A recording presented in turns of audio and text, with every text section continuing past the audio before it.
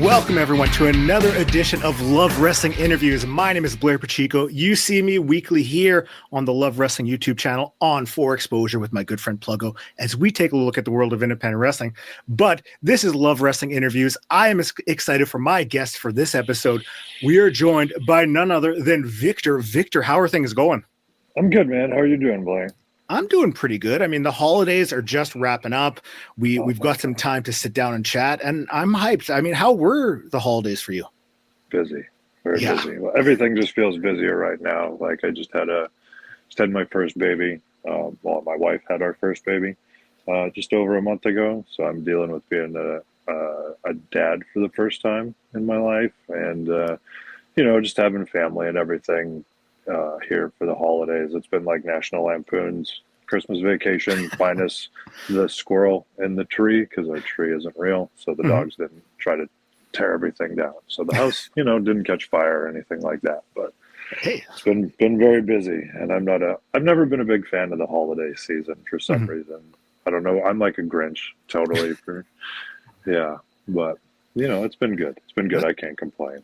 Well, that's good. So when I was going back, I was doing my research, I was reading up on you, and I mean, we're very close to the same age.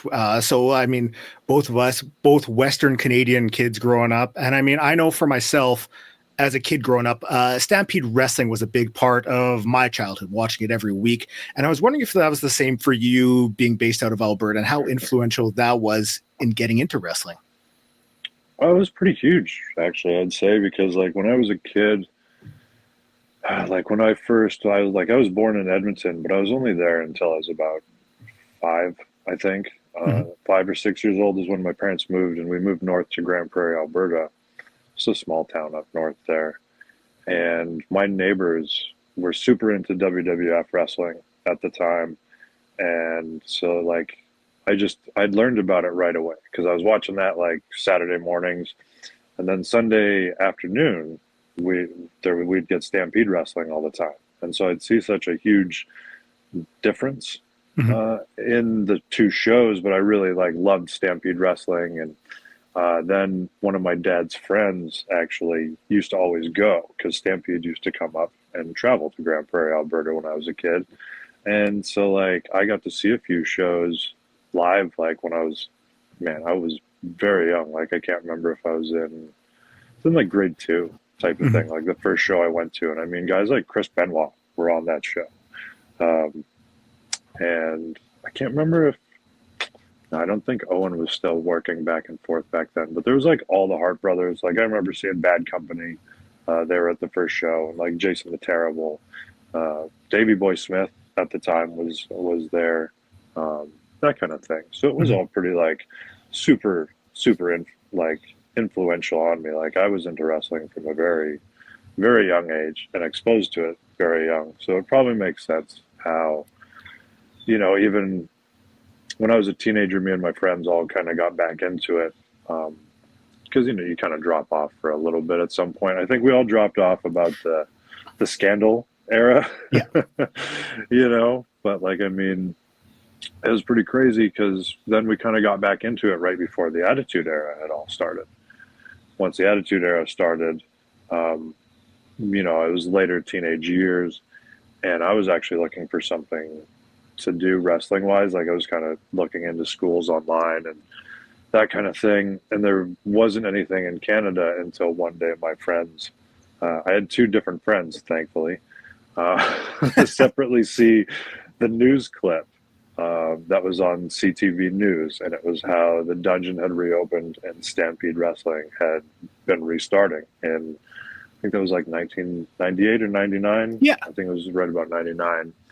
And so one of my friends, the first one who told me about it, gave me the wrong phone number. And thankfully, one of my best friends, still to this day, he got the right one, and he gave me the phone number. And I had eventually called and, found my way in there. I find it's something very almost heartwarming that, you're growing up watching this, and then this is the same place that you're going to, go into be, start your wrestling trainings, people Right. that you've seen the history behind Stampede, and now you're walking through those doors and you're joining up with that history. All right. I mean, to me, like, it was really just following in the footsteps of like all the other Canadian wrestlers, whether it was, Jericho, Benoit, Lance, all those kind of guys. Not to mention just all the other people that had been through the territory. Like when we got to learn, I got to spend a lot of time training with like a Japanese trainer who had worked for Stampede back in the day, and just the amount of people that all came through Calgary that like even I've encountered through my career, and I've always kind of got along with, because when they know you're from Calgary, a lot of guys always had stories from Calgary. Like Rip Rogers, when I went to train with him in OVW, he didn't look at me so much as a student. Like I saw how he treated a lot of the students, but he treated me kind of differently. And I think it was just because me and him had worked a lot of the same places already, even as I was coming to him. And like, it was funny because I was very good friends with like kind of his protege, one of his main students at the time, Von Lilas. And he used to get kind of mad at how Rip would treat me differently and stuff. But it was just something about, I think, that tradesman aspect of it, and coming from Calgary, it gets you so much more respect. So. Well, after you had, initially, started off in Calgary wrestling, training with the Hearts in the dungeon and everything. And then a few years later, you're in your early 20s and you're making your first trek over to Japan. As someone in your early 20s, what's going through your mind? Because this has to be a whole new landscape for you, wrestling wise. Oh yeah, completely. The thing was that like I still look back on now, and it's like I didn't realize the magnitude of the difference somehow, I guess, at the time, between like just wrestling and being somewhere like New Japan. Mm-hmm. I was a 23-year-old going, and like the wacky thing is I love New Japan. There was absolutely nothing else that I wanted to do at that time other than go work for New Japan. But you just kind of didn't, I don't know what it was, but I didn't see the size of New Japan and their influence until I was kind of there, and just to see what it was like within that culture. And it kind of hit me as like, holy crap, like this is like not just wrestling company. This is like so much bigger. Mm-hmm. I don't know how to put it other than like, oh wow, I'm just a wrestler. Like here I am, just a wrestler, and this is a place for wrestling stars type of thing. I guess that would be the biggest difference that kind of hit me. Because yeah, it was just because all I'd ever done is work for independent company in Canada at that point in time. Being 3 years in, I was super green, and I was very eager. That's for sure. Like, it was funny because when all the guys would ask me like, "Oh, do you miss home?" And I'd be like, "No." No. I was like, "I'm only here a couple weeks, like, and this is where I want to be. Like, this is awesome." So, it was just, they're like, "Oh, everybody always says they miss home," and I was like, "Oh, that's crazy," because like I want to be here. And that was all I could ever kind of reiterate in that aspect of things, just because it was so awesome to be there, and just how you were treated, and going from being an independent wrestler in Canada at the early 2000s, where we weren't making any money, to being paid a lot of money, and having such an amazing fan reaction, or just even have the company treat you the way they did. Like when I'd walk into most of the hotels with that, my jaw would hit the floor, and I'd go, I shouldn't be here. Like, this is too nice for a bum like me to be staying in, type of thing. So seeing the names that you were able to work with, and just like the whole, like the time for New Japan, because I mean, guys who were, you know, influential leading up to that point, guys who were there and like kind of, you know, spawned on an entire generation of wrestlers afterwards. Like that was a peak time almost, with, you know, Josh Barnett there and Scott Norton, and, you know, being able to work a match with Tenzin. Like that's history right there. Like, do you ever just kind of sit back and look at it and be like, I got to be a part of that? Yeah, every now and then it kind of hits me, some of the stuff that I've like seen and done, because it, like, the weird part is a lot of it doesn't feel how do I say, as special as it probably should while it's happening, oddly enough. And I don't know if that's just me, because I usually feel like I'm pretty present in these moments for things, or like with who I'm with and what I'm doing. But like looking back on things, like it just kind of blows me away. I mean, like I mean, I spent years trying to like get a hold of Scott Norton just to thank him for the tour when I was there, because I only got to do that one tour, and I never really seemed to like be able to get a hold of him for whatever reason. And I'll never forget, I was walking through Houston one day with WWE backstage. And I just haven't, I don't think I was going to go into catering, but I looked into catering and I saw him sitting between like Scott Hall and somebody else, probably X-Pac. And I just ran in immediately. And I mean, this was like, I don't know, 15 years after the fact. And I don't even know if he remembered me still. But he was very nice and gracious about it. But I still thanked him for it, because to me, it was so awesome. And he was so great to like all the young guys. Like me and Bryan Danielson would always talk about that, and we'd still joke about that, because we would have a lot of fun just with Scott alone. He was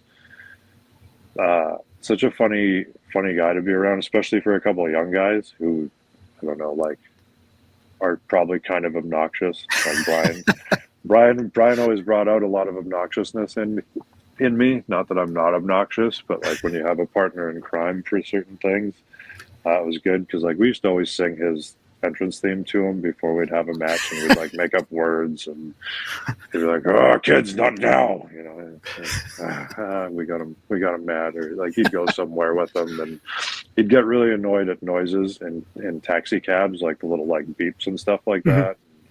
He'd start getting mad at the cab driver, and like we'd be kind of afraid but giddy at the same time to see like, will Scott Norton flip a cab if he gets angry enough or something. Like, yeah, it was fun. I have a lot of good memories of that. And like Josh, he was so cool to be there with, and I didn't see him again for like 20 years. And then we did a music video together a couple years ago for a Mona Marth, and I hadn't seen him since that tour. I don't think I'd spoken to him, but like, you know, Harry spent a lot of time with him and always talked about him, and we kind of would always just talk back and forth through him, I guess. And so to see him, it was, you know, it was just funny, because it was like no time had passed. Like you still keep up with these people no matter what.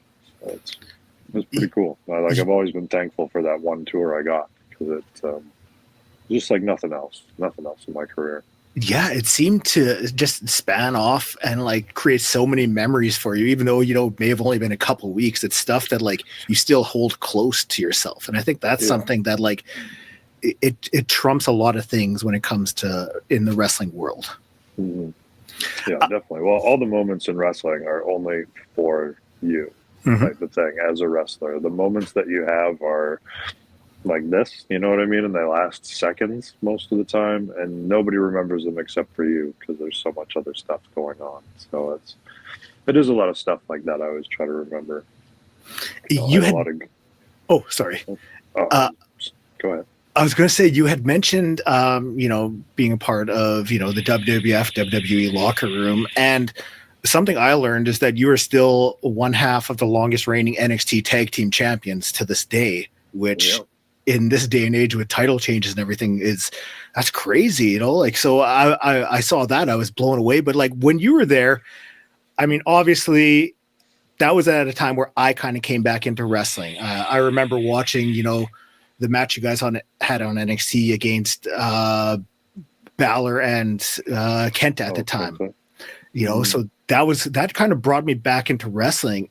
when it comes to your time there, I mean, you got to do a lot of great stuff and a lot of stuff that maybe isn't fondly remembered, but like, what was it like creatively there? Because it seemed like there was you had a lot you could have worked with, but they didn't give you the chance to work with all of it.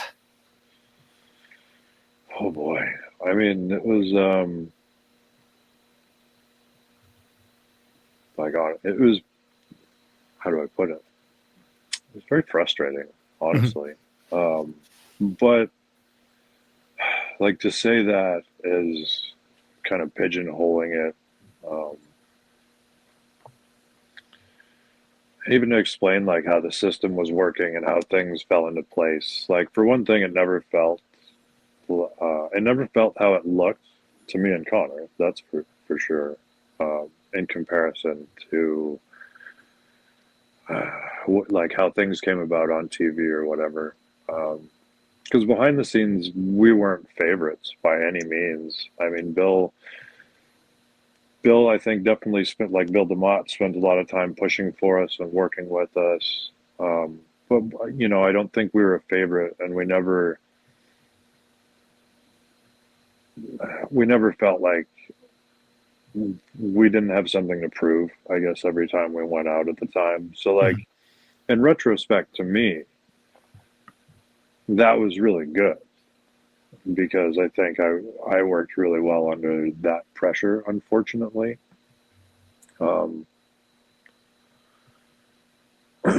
But creatively, like, it just kind of like went with however they wanted it to go. Like, we would just kind of do what they wanted to do. Like, once they kind of jumped on board with both me and Connor being in Ascension and everything started to roll, like, even the day we won the titles, like, the way it was presented to us was honestly terrible. I mean, there wasn't anything nice about it that day. And to go into it's kind of like a long story, but it was kind of the thing of like, nobody believed in us. So like, we were kind of given an ultimatum. And so, but you know, like I said, I always felt like that ultimatum was always on the table, no matter what. Yeah. And so even, I think, by the time like the end of that reign came about and we started doing that stuff with Finn and Kenta, it was kind of a relief feeling, because by then there finally seemed to be some trust and faith in what we were capable of doing, and, you know, that type of thing. And so there was a big change in that aspect. I can remember being really tired a lot when I was working with them, because they had us doing a lot at the Performance Center as well. So like, we would go out to do, like, mine and Kenta's first match, like, he knocked himself out right at the end. He almost knocked me out at the same time, you know, and I can kind of just remember sitting in the back and being like, wow, I'm really tired. Like, because we'd probably spent all day at the Performance Center doing something that day too, I think. And I mean, it was just always stressful. It was always really stressful, and you didn't really feel the magnitude of how things appeared to the fans and stuff like that. Like, it took a long time for any of that to set in, even by the time we were the longest. You know, when it came to that, like, holy crap, like, we've been champions almost a year. It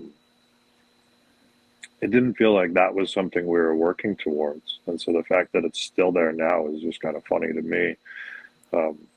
Because like, I've kind of said this in the past, but WWE's never taken the time to invest in somebody the way that they actually took time to invest in all of us at that point in NXT.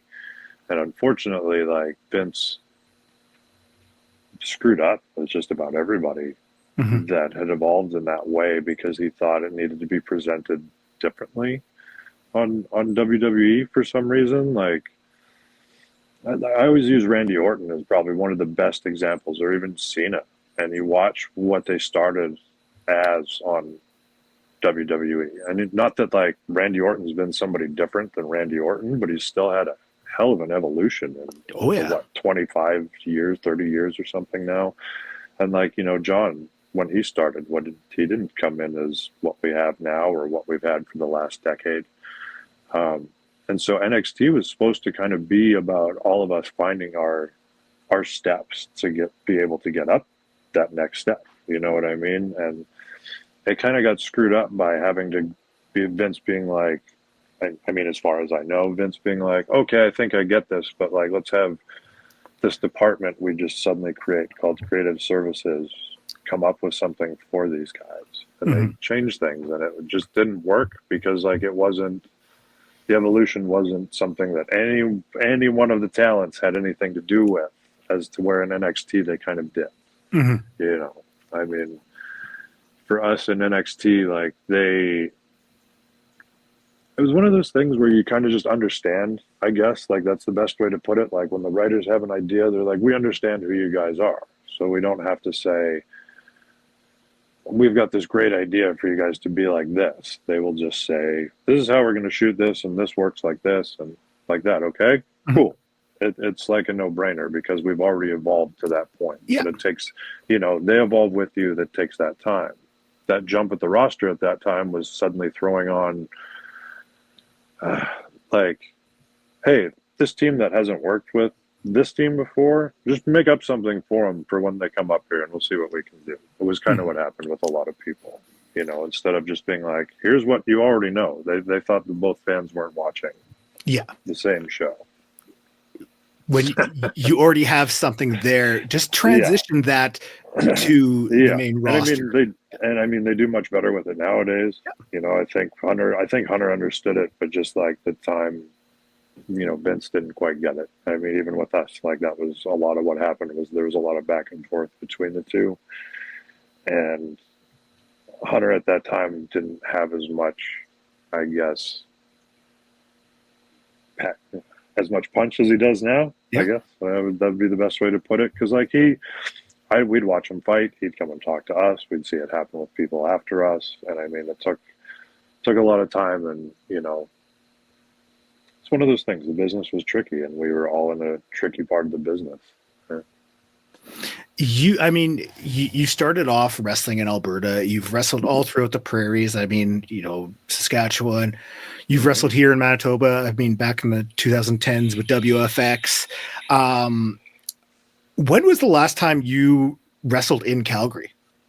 Whoa, it was like it was a WWE live event, but I can't remember what year it was. Like it was.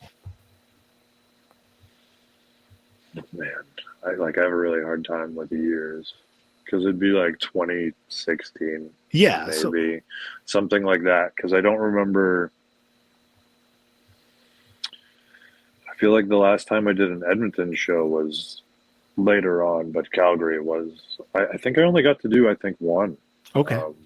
One live event with Calgary. That was it, I think. So. Well, the reason I ask that is because I know March 7th you are returning to Calgary wrestling for LPW. And I wanted to ask about that because, I mean, we know the history that you have with wrestling in Calgary, with wrestling in Alberta. You're going to be facing off against Michael Richard Blais, who, you know, he has established himself very well in Alberta with the path that he's laid out for him. And I was wondering your thoughts on facing off with MRB when LPW's going to be in Calgary. I'm pretty excited about it, honestly, which is something nice for me to say because I don't get excited too much about wrestling anymore. But I mean, it's funny to say MRB or Michael Richard Blais because, like, I've known him since he was like 15 or 16 years old, and him and his mom and his little brother were coming to shows, and we all called him Chucky. And he's one of the few guys that I've seen stick with it and always show up somewhere and keep going. And I mean, when I got it, like, I don't really do much anymore myself, but to get asked to come and wrestle him, I said, hell yeah, I want to do that. That's something I'm going to actually have to get in shape for. Because since I don't do much anymore, like I do some coaching and whatnot, and most of the time I can still keep up pretty decently with the students. But Michael, MRB, he's definitely on a different level, I think. than a lot of people. And he's one of those people I've been really happy to see continue his path and his career in pro wrestling. Like I saw recently Brandon Van Danielson, one of MRB's old nemesises, tag partners from back in the day. I saw him, and he was kind of talking about when we used to all work at Stampede together, and he had said he didn't know if Juggernaut, one of my good friends, knew if he ever liked him. And I said, oh well, we were kind of the ones running the show at the time, myself and him. And I said, well, you don't remember that tournament? Like that we did the Young Lions tournament, and we did that tournament specifically because we knew how good Chucky and BVD and a few of the other guys all were, and we knew it was going to always be good.